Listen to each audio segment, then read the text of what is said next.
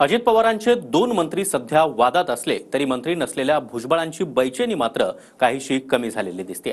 कारण 3 महिन्यांपूर्वी बंडाचं बळ दाखवणाऱ्या भुजबळांची भाषा आता काहीशी मवाळ झाली आहे। पाहूयात एक रिपोर्ट। जहां नहीं चाहना वहां नहीं रहना। इथं तो मैं रहनाच ना, नाही रहना। कोर्टाने दोषी ठरवल्यानंतर छगन भुजबळांच्या शेजारचे मंत्री माणिकराव कोकाटे बेचैन असले तरी तुर्तास भुजबळांची बेचैनी दूर झाल्याचं दिसतंय। मंत्रिपदात वर्णी न लागल्यानंतर भुजबळांनी शायराना अंदाजात आपलं बळ दाखवलं होतं।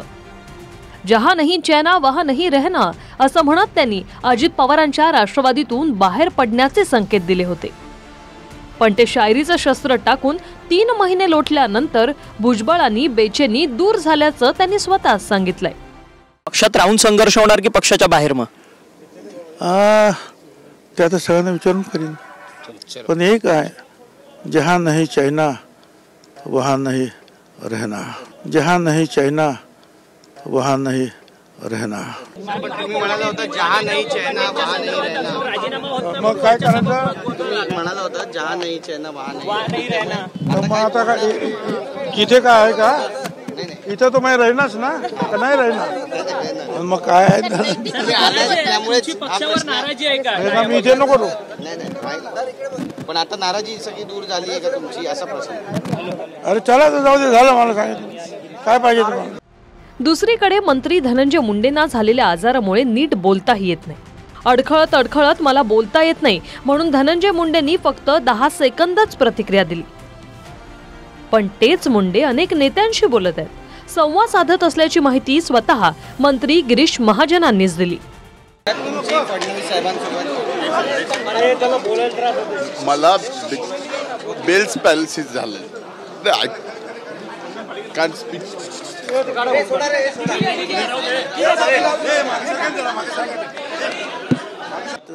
धनंजय मुंडे सकाळपासून आम्ही सगळे सोबत आहोत, सगळेच मंत्री आमदार आम्ही सोबत आहोत। आता एका लिफ्टमध्ये काय फक्त धनंजय मुंडे जायचं त्याच्याबरोबर कोणी बसायचं जायचं नाही त्या लिफ्टमध्ये, असं कुठे आहे का?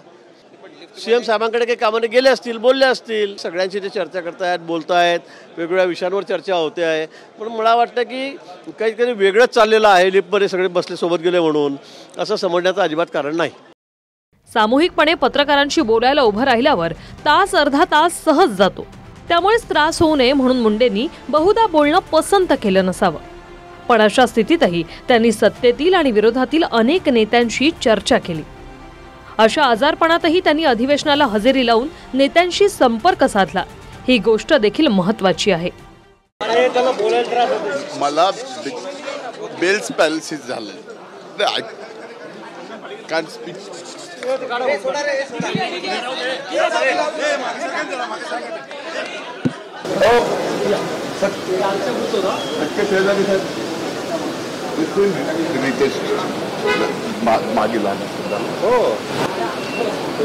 रिकव्हरी काय म्हणतात डॉक्टर? इंजेक्शन घ्यायची 3 महिन्यात, 3 महिन्यांनी काळजी घ्या। खूप लक्ष आहे सगळ्यांचं। फक्त तुम्ही दुर्लक्ष करू नका, ते लक्ष घालणारे पूर्ण होतो तुला।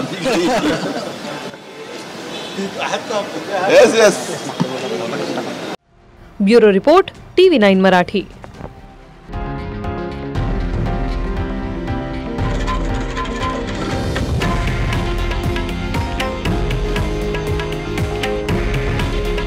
हे आहे देशातील नंबर 1 न्यूज नेटवर्क आणि आपण पाहत आहात TV9 मराठी। काळजी तुमची, हित महाराष्ट्राचं।